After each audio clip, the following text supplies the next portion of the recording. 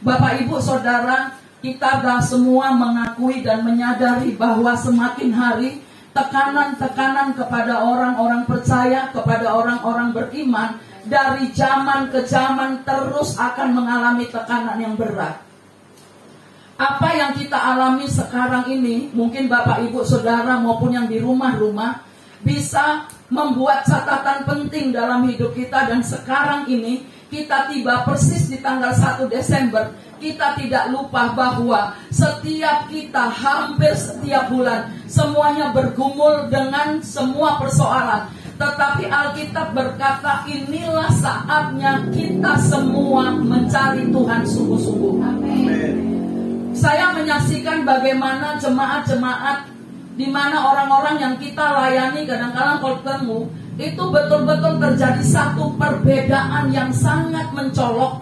Bagaimana kita bisa melihat orang-orang yang sungguh-sungguh cari Tuhan sama orang-orang yang sekedar beragama. Meskipun dia seorang pelayan, pengerja, full timer dalam satu gereja, ini akan kelihatan jelas. Alkitab mengajar kepada kita dengan jelas bahwa orang benar itu hanya hidup oleh karena imannya. Gak ada satupun yang bisa kita andalkan di muka bumi. Nah, ketika pakar ekonomi, para pakar berbicara mengenai tahun depan, bahwa tahun depan ini akan terjadi satu masalah yang sangat kelam. Tahun depan ini akan terjadi satu kegelapan yang sangat dalam secara ekonomi. Bahkan di negara-negara maju dikatakan akan terjadi kelaparan yang sangat dahsyat. Tetapi ketika G20 di Bali yang baru saja diadakan, semua 19 negara sepakat melihat bahwa Indonesia secara ekonomi masih baik. Tetapi mari kita lihat, itu tidak bisa diprediksi hanya karena dilihat saja. Bahkan secara rohani para nabi, hamba-hamba Tuhan yang kita percaya punya urapan yang dahsyat, punya keintiman dengan Tuhan juga menyampaikan bahwa tahun depan adalah tahun kegelapan. Pertanyaannya, apa yang kita harus lakukan? Apa yang harus kita kerjakan? Sama seperti yang dilakukan oleh Yosafat, inilah yang harus kita lakukan. Bapak Ibu Saudara, ketika sampai di bulan 9, Tuhan udah ngomong secara pribadi ya. Kalau kita selalu intim dengan Tuhan itu pasti Tuhan ngomong. Tuhan ngomong secara pribadi begini, memang kegelapan itu akan menutupi seluruh bumi, tapi kamu harus semakin dekat, semakin intim. Mengapa? Supaya kita dituntun sama Tuhan, disertai oleh Tuhan, dan kita hidupnya terkontrol oleh firman Tuhan. Amin. Nah, Bapak Ibu Saudara, enggak seorang pun bisa luput. Sama seperti yang dialami oleh bangsa ini, sama seperti yang dialami oleh suku Yehuda ini, yang dipimpin oleh Yosafat ini. Perhatikan di dalam firman Tuhan ada perkataan setelah itu. Perhatikan tadi di ayat 1 ada perkataan setelah itu. Artinya begini, setelah Raja Yosafat dan pemerintahannya diberkati. Bapak Ibu Saudara, kalau saudara diurapi, kalau saudara diberkati, kalau saudara naik dan bukan turun, kalau saudara alami terobosan-terobosan, jangan heran kalau di sekeliling saudara juga banyak yang gak senang. Yosafat mengalami tekanan ini, mengalami kejahatan. Moab dikatakan orang-orang Moab dan orang-orang Meunim ini datang untuk menyerang mereka, bukan karena Yosafat melakukan kesalahan, bukan. Perhatikan, karena Yosafat dan pemerintahannya diberkati, maka terjadilah satu gerombolan mengadakan persepakatan untuk melakukan kejahatan melawan Yosafat. Perhatikan, orang yang melakukan kejahatan ini yang pertama dikatakan Bani Moab, Bani Amon. Perhatikan, Moab dan Amon ini adalah keturunannya Lot dari kedua anak perempuannya yang dilakukan secara inses. Tentulah keturunan ini adalah keturunan terkutuk. Perhatikan baik-baik, orang yang terkutuk tidak akan mungkin berbuat baik. Ini yang harus kita perhatikan. Dikatakan orang Moab. Nah, kemudian ada kata Meunim. Meunim ini adalah Edom, saudara. Jadi 3 suku ini sepakat menyerang Yosafat. Apa yang menyebabkan ketiga suku ini mau melawan atau menyerang Yosafat? Hanya satu, karena Yosafat diberkati. Saya selalu katakan, kalau engkau dibenci, kalau engkau dibully, kalau engkau difitnah, kalau engkau gak disukai, padahal engkau tidak pernah melakukan kesalahan, percayalah, bukan karena kesalahan-kesalahanmu yang dibenci, tapi urapanmu yang berbeda. Amin. Urapan kita juga bisa dibenci sama orang tanpa sebab. Amin.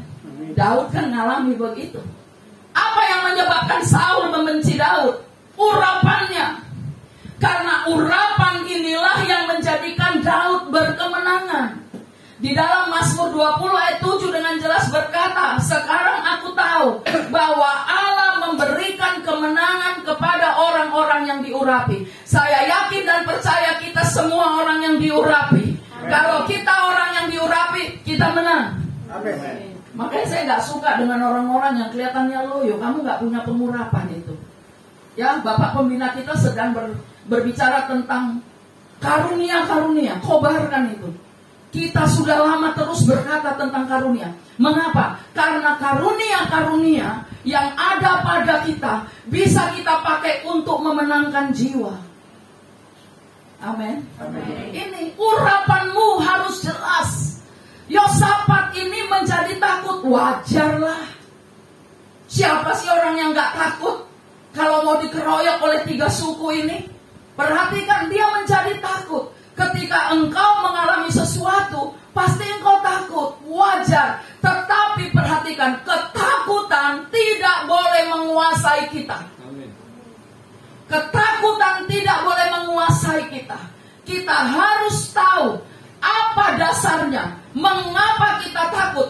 Ya, Alkitab dengan jelas berkata bahwa Yosafat menjadi takut, tetapi ketakutan Yosafat membuat dia semakin mendekat kepada Allah. Yosafat sadar bahwa tanpa Allah dia gak akan punya kekuatan. Nah, Bapak Ibu Saudara, mereka merancangkan yang jahat. Nah, ketika di ayat 3 ini saya sangat senang ya. Di ayat 3 ini ketika Yosafat menjadi takut secara manusia, tetapi dia mendengarkan suara Tuhan. Melalui siapa, saudara? Melalui siapa? Melalui orang yang punya karunia nabi, yang berkata, jangan menjadi takut Yosafat. Perhatikan ayat 6 ya. Perhatikan baik-baik. Yosafat tidak nyalain Tuhan. Ketika dia alami ini, dia gak nyalain Tuhan, tapi dia dengarkan isi hati Tuhan melalui orang-orang tertentu, orang-orang yang diurapi. Bapak, Ibu, Saudara harus percaya kepada orang-orang yang diurapi, orang-orang yang hidupnya benar-benar intim, kudus, karakternya baik. Dengan jelas kalau kita lihat di ayat-ayat berikutnya, dia bilang apa? Percayalah kepada Tuhan, maka engkau akan hidup, dan percayalah kepada nabi-nabinya, maka engkau akan, percayalah kepada Tuhan, maka engkau akan selamat, dan percayalah kepada nabi-nabinya, maka engkau akan hidup. Berhasil. Amin. Makanya tuntunan-tuntunan di gereja kita itu jelas, pembina kita jelas, ya kan? Harus ada yang nuntun, karena Tuhan bicara sampai sekarang ini kepada hamba-hamba Tuhan. Kalau kita semua ini hamba Tuhan, intim dengan Tuhan, pasti Tuhan bicara dengan kita. Amin. Jangan sampai gak pernah punya pengalaman pribadi tiap hari dengan Tuhan. Seperti waktu saya katakan kepada kita hari Minggu, waktu hari Jumat Tuhan jelas ngomong sama saya, ngomong gini, hambaku, sebelum bulan ini berakhir, kau akan melihat mukjizat. Apa yang engkau doakan, apa yang kau pikirkan, lebih dari itu Tuhan kasih. Benar, hari Minggu saya dapat jawabannya. Benar-benar luar biasa. Jadi pengalaman-pengalaman ini ada. Pengalaman bersama Tuhan gak akan pernah ada tanpa hubungan yang intim dengan Tuhan. Yosafat ini betul-betul datang. Saudara harus tahu, Moab itu punya sifat jahat. Arti Moab artinya memberontak. Jadi kalau masih punya kejahatan, suka ini itu, walaupun sudah jadi pendoa, sudah jadi ini dan itu rohnya Moab. Yang rohnya Moab katakan amin. Ya. yang gampang kali sakit hati, terus ngelakuin ini jahat, berbuat ini itu. Itu Moab, saudara. Nah, sedangkan Amon itu karakternya membalas kebaikan dengan kejahatan. Tidak tahu berterima kasih. Mengapa? Karena ketiga suku ini, ya, termasuk Meunim. Meunim itu artinya, ini pendoa harus tahu, kita semua, intimidasi. Jadi kalau ada orang yang suka ngebully, mengintimidasi, ini Meunim, saudara. Nah, ketiga suku ini, ya, sifatnya itu kejahatan. Dan ketiga suku ini sebenarnya pernah ditolong oleh Yosafat. Nanti dibaca aja sebelum daripada 2 Tawarik ini, 2 Tawarik pasalnya yang ke-20 ini sama sesudahnya. Jadi nanti diperhatikan baik-baik. Nah, mengapa Raja Yosafat mencari Tuhan? Sebab dia tahu hanya Tuhan yang dapat melepaskan dia. Hanya Tuhan yang dapat melepaskan dia. Perhatikan, jangan sampai siapapun kita, walaupun duitnya banyak, ya, hartanya banyak, jabatannya banyak, kamu tidak ngandalin Tuhan, habis. Dengar baik-baik. Mulai tahun depan kita akan melihat orang-orang yang sungguh-sungguh kudus, orang-orang yang sungguh-sungguh benar, ya. Sampai Tuhan bilang begini. Coba kamu baca 2 Korintus pasal 4, dikatakannya 2 Korintus pasal 5 ayat 4. Itu berulang-ulang. Tuhan ngomong, nanti ini jadi catatannya. Saya mau katakan, berulang-ulang. Perhatikan, ternyata apa? Mengapa kamu gak bisa mengobarkan karunia? Mengapa kamu gak bisa punya kuasa? Karena kamu mau pakai pakaian yang baru tanpa menanggalkan pakaian yang lama. Kenapa kamu gak bisa hebat sebagai worship leader? Kenapa engkau tidak siap berperang? Karena kamu mau pakai baju baru, tapi baju lamamu gak dipakai. Ini Tuhan ngomong. Jadi udah gak ada lagi istilah kita gak hebat. Katakan amin. Semua orang bisa dipakai Tuhan secara dahsyat. Apalagi sekarang ini pesannya adalah mengobarkan karunia-karunia. Jadi sekarang karunia-karunia yang dikobarkan, kecuali karunia marbada. Ya, itu jangan dipakai. Karunia berkelahi itu jangan dipakai, saudara.